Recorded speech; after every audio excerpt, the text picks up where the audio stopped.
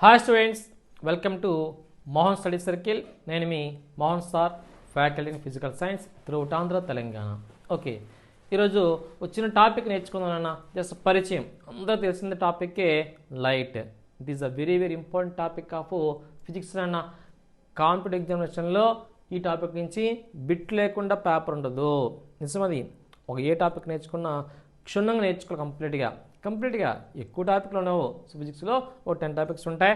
అందులో minimum 5 topics బాగా నేర్చుకోవాలన్నా. అందులో ఎక్కువ ఇంపార్టెంట్ది లైటే. చూద్దాం లైట్ అంటే ఏంటి. కాంతి.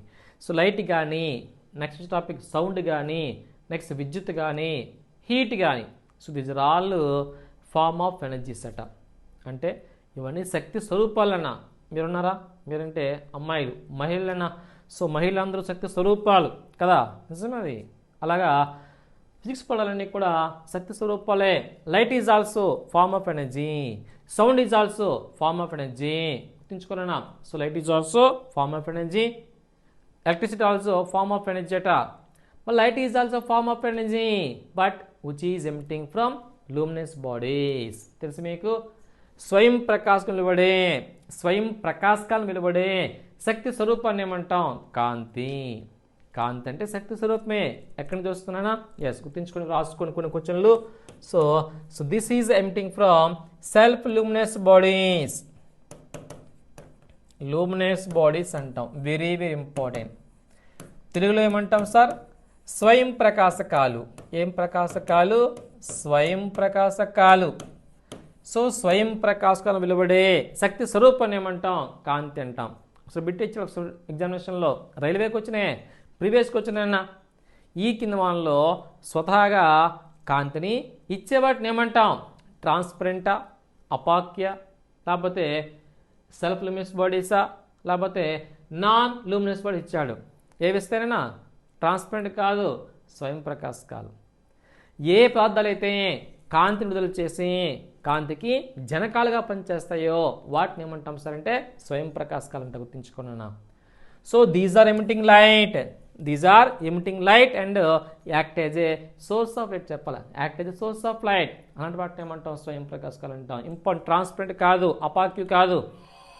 గుర్తుంచుకోండి, సెల్ఫ్ లూమినస్ బాడీస్ అంటాం. ఎగ్జాంపుల్ చెప్పండి, అందరు తెలుసు. Which is example of self luminous bodies? Yes, sun, stars and firefly. సూర్యుడు, చంద్రుడు కాదు, సూర్యుడు, నక్షత్రాలు, మినుగురు పురుగు. మన స్టార్స్ అంటామా? స్టార్స్, నక్షత్రాలు. అలాగే సన్ అనే ఫైర్ ఫ్లై అంటే ఏంటన్నా అగ్గి పురుగు అంటారు. అగ్గి పురుగున ఇవన్నీ కూడా స్వయం ప్రకాశకాలి. ఎస్పెషల్ నేచురల్ చెప్పాలన్నా ఇవన్నీ కూడా సహజ స్వయం ప్రకాశకాలు.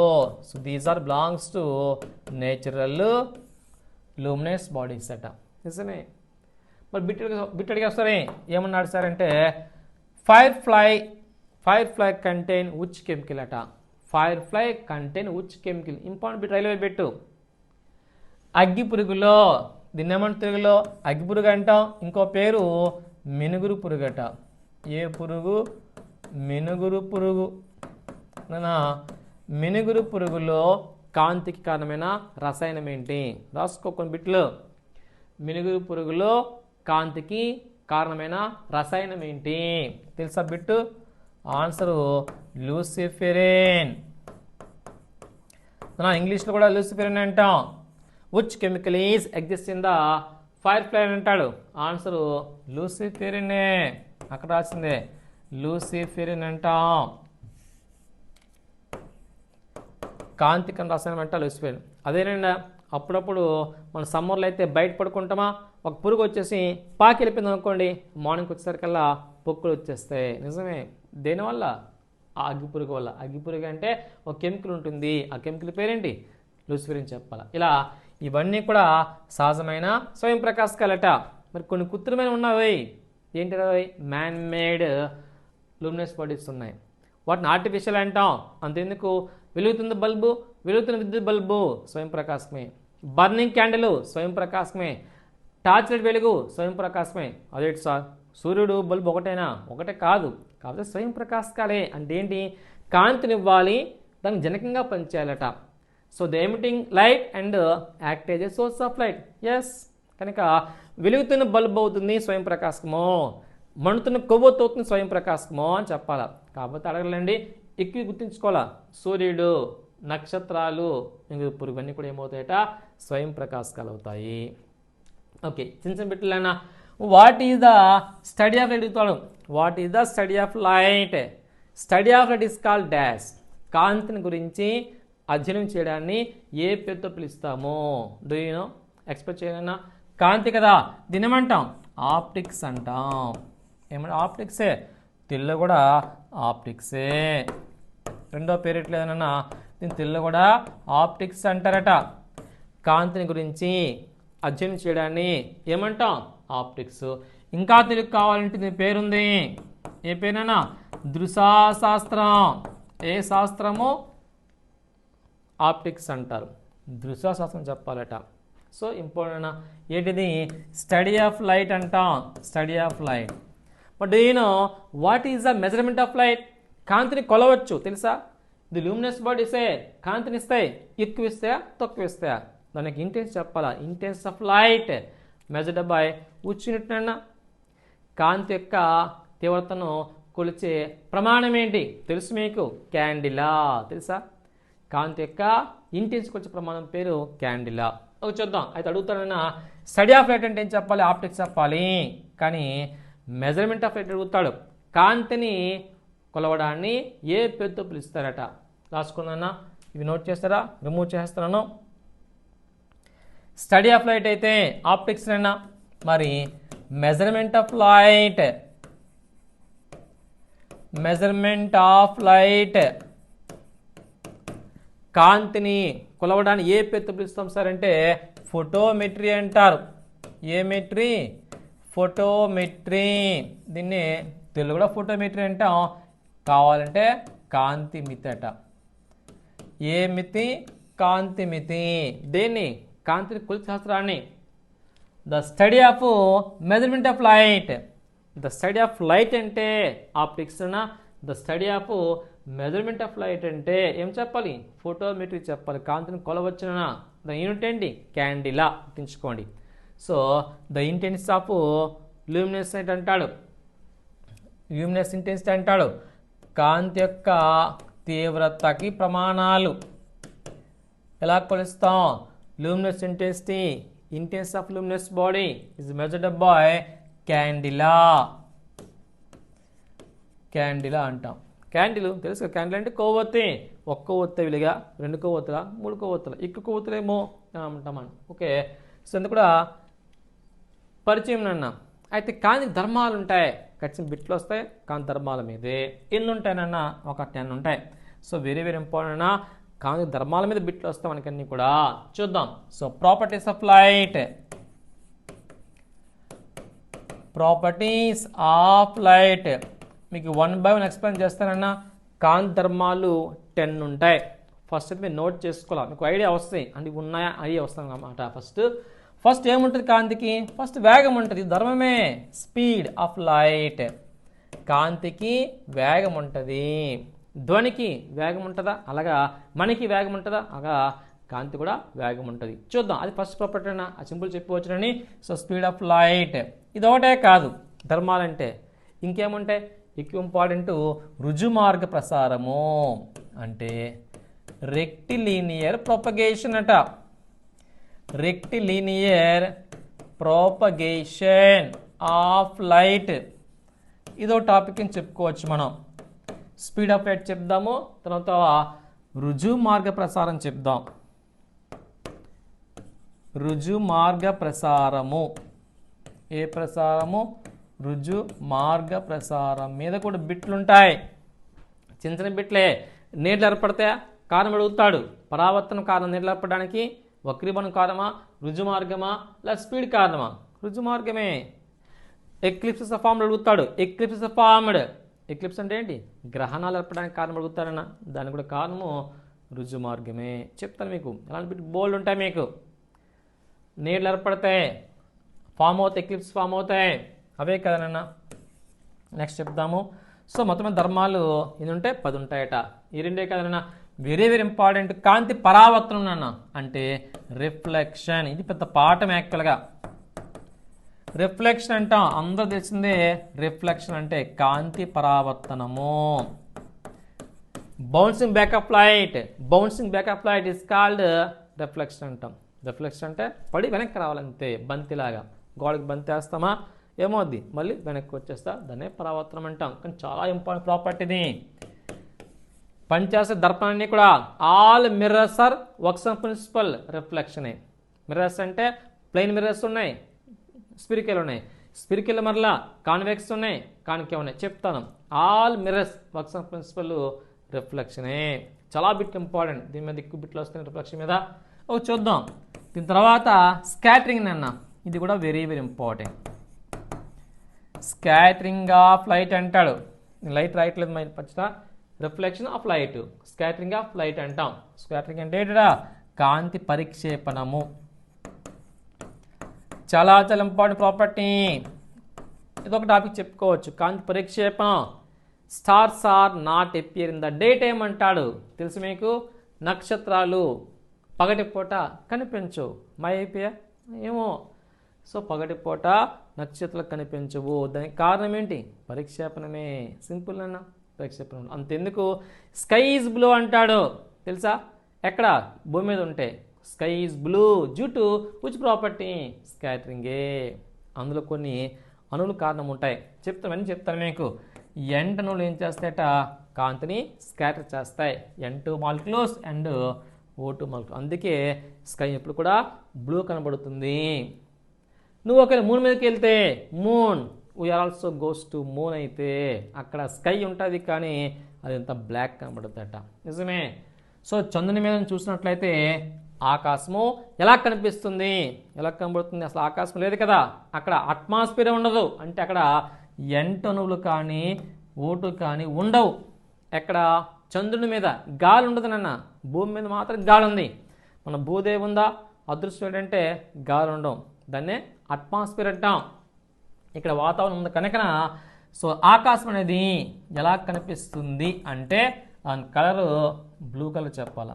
దాని కలర్ ఏంటంట బ్లూ కలరే స్కైది. ఇక్కడ దాని కారణం ఏంటి, అణువులు కారణం. ఏ అణువులు, N2 కూడా చెప్పు. ఇలాంటి బిట్లు ఎన్నో వస్తాయట కాంతి పరిక్షేపణంలో. ఓకే, ఇక్కడ జస్ట్ ఇవి నోట్ చేయండి చాలు. ఒక 10 ధర్మాలు ఉంటాయన్నా. స్కాటరింగ్ అయిందా. Next very very important refraction. Star పెట్టుకోవాలా. ఈ రెండు బాగా ఇంపార్టెంట్. రిఫ్రాక్షన్.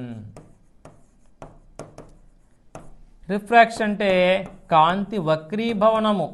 ఏ భవనము, కాంతి వక్రీభవనము. చాలా ఇంపార్టెంట్. కటకాలంటామా, అంతెందుకు స్పెటికల్స్. అందులో ఏముంటాయి, లెన్స్ ఉంటుంది. అంతేందుకు మనకు కన్ను ఉందా, కంట్లో కటకం ఉంటుంది. తెలుసు మీకు. Human I is also act as A convex lens అట. చెప్తాను. మానవుని కన్ను ఎలా పనిచేస్తుంది, కుంభాకార కటకం పనిచేస్తుంది. ఏ కటకము, కుంభార కటకం పనిచేస్తుందట. వనిందులు వస్తాయన్న. కటకాల పంచదరం పేరు వక్రీభవనమే. దర్పణం అయితే పరావర్తనం. మిర్రర్ అనుకోండి రిఫ్లెక్షను. లెన్స్ అయితే రిఫ్రాక్షను. ఒకలాగా ఉన్నాయి, రిఫ్రాక్షను రిఫ్లెక్షను. మొత్తం ఇవి 5 ధర్మాలైనా. ఇంకో 5 చెప్తాను, సింపులే. రిమూవ్ చేస్తాననేవి. ఇంకో 5 ఏంటి అంటే దీనిలాగా ఉంటాయి. నెక్స్ట్ 5 ప్రాపర్టీస్ ఏంటట, కాంతి విక్షేపణము. దీన్నే విశ్లేషణ అంటాము. సింపుల్గా విక్షేపణము. Dispersion of light. దీన్ని ఏమంటాం, డిస్పర్షన్. డిస్పర్స్ ఆఫ్ లైట్ ఉంటుంది. సింపుల్ ఎగ్జాంపుల్ అయితే ఫార్మేషన్ ఆఫ్ రెయిన్బో. తెలుసా, ఫార్మేషన్ రెయిన్బో. రెయిన్బో ఏర్పడటకు కారణం అడుగుతుంది. రెయిన్బో. రెయిన్బో అంటే ఏంటి, ఇంద్రధనస్సు. ఏ ధనస్సు, ఇంద్రధనస్సు అట. Formation of rainbow due to dispersion of light. Rainbow ఏర్పడుతుందన్న ఆకాశం హరివిల్లు అంటామా, హరివిల్లు ఇదే. దాని కారణం, ప్రాపర్టీ కారణం, కాంతి ప్రాపర్టీ కారణం ఏంటా, కాంతి విక్షేపణ. చెప్తాను, ఇందులో బోల్ బిట్స్ వస్తాయి నీకు. సో సింపుల్ బిట్లే. ఇది కూడా వక్రీభవనంలో భాగమే. అయినా హెడ్డింగ్ పెట్టి చెప్దానండి. కాంతి విక్షేపణం ఒక టాపిక్ చదువుద్దు, ఒక వీడియో వద్దులన్నా మీకు. ఓకే, నెక్స్ట్ ఏముంటాయి సార్ అంటే విక్షేపణం కాదు, మెయిన్ ఇంపార్టెంట్ సంపు. ఏ సంపు, కాంతి సంపూర్ణాంతర పరావర్తనం. కాంతి సంపూర్ణ అంతర పరావర్తనము. దీన్ని షార్ట్ కట్ అంటాము టిఐఆర్. టిఐఆర్ అట. ఏంటి సార్ టిఐఆర్ అంటే? టోటల్ చెప్పనా ఇంటర్నల్. ఇంకేంటి? రిఫ్లెక్షన్. టోటల్ ఇంటర్నల్ రిఫ్లెక్షన్ అంటాము. దాన్ని టిఐఆర్ అంటాం. సంపూర్ణ, సింపుల్గా ముద్దు పేరు సంపు. సంపు ఎక్కువ మీరు వాళ్ళు వినే ఉంటారు. అంతెందుకు, డైమండ్ ఈజ్ బ్రిలియన్స్ అంటాడు తెలుసా? డైమండ్ ఈజ్ బ్రిలియన్స్ అట. వజ్రము మెరవడానికి కారణమైన కాంతిద్రవం కావాలి.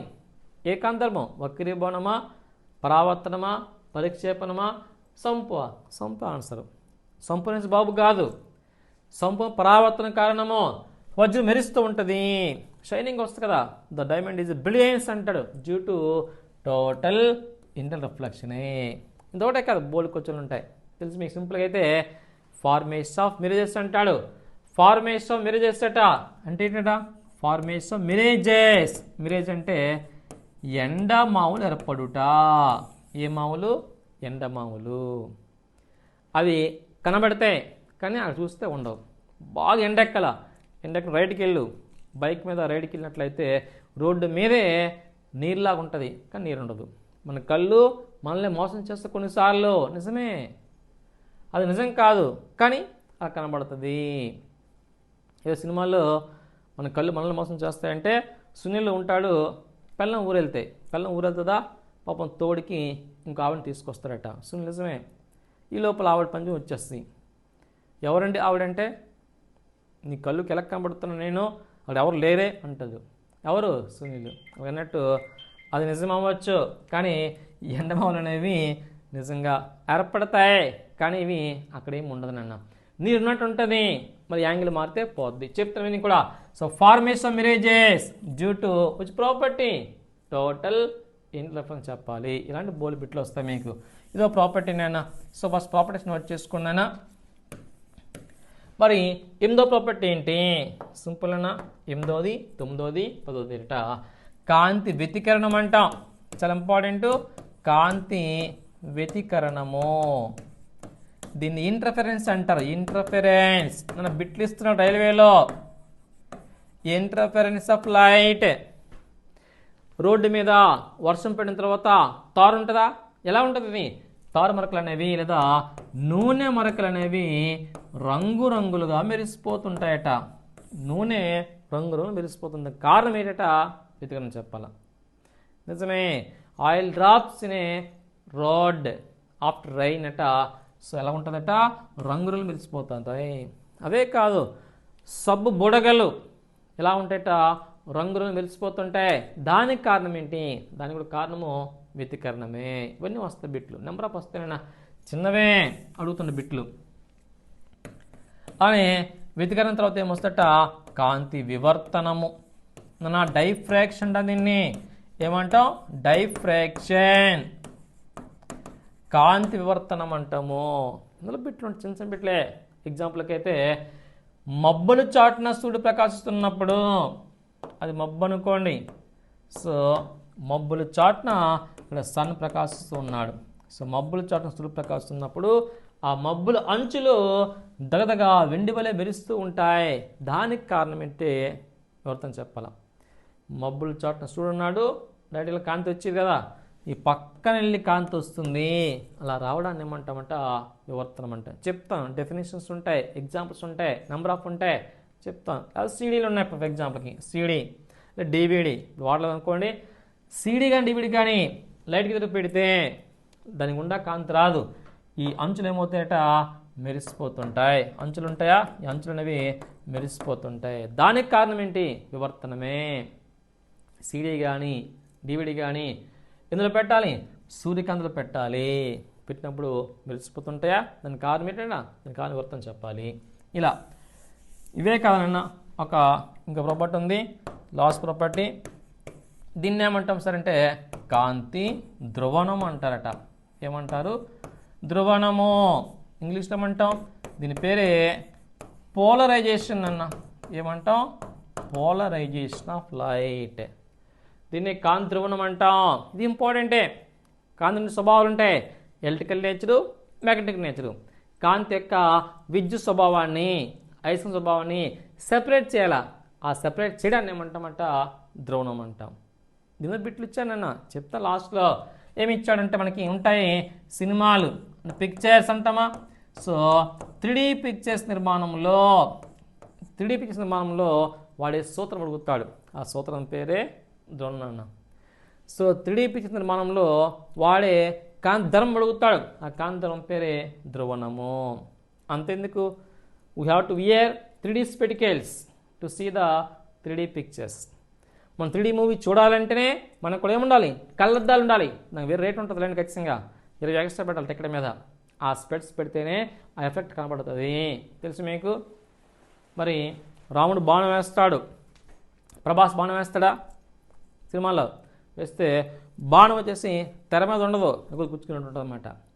పక్షులు ఎగురుతూ ఉంటాయి గాలిలో, నిజంగా గాలి ఎగిరినట్టే ఉంటాయి. ఆ స్పెట్స్ పెడితే తీస్తావు అనుకో, మళ్ళీ తెర కనబడుతుంది మళ్ళీ మీకు. నిజమేనా? అది 3D పిక్చర్స్ అంటే 3D స్పెట్స్ కానీ, వెల్డింగ్ స్పెట్స్ కానీ, కూలింగ్ స్పెట్స్ కానీ, సన్ గ్లాస్ అంటామా, ఇవన్నీ పనిచేస్తాయట ఈ ప్రక్రియ. ఏ ప్రక్రియ? ఆ ప్రక్రియ పేరు ధ్రువణం అంటాము. ఇలా మనకి 10 ధర్మాలు ఉంటాయన్న దేనికి, కాంతికి. 1 బై ఎక్స్ప్లెయిన్ చేద్దాం, ఓకేనా. సో ఫస్ట్ ప్రాపర్టీ పేరు ఏం పేరంటే కాంతి వేగము. ఓకే, స్టార్ట్ చేద్దానన్నా. ఫస్ట్ ప్రాపర్టీ పేరు కాంతి వేగము. చాలా చాలా important. Speed of light, speed of light.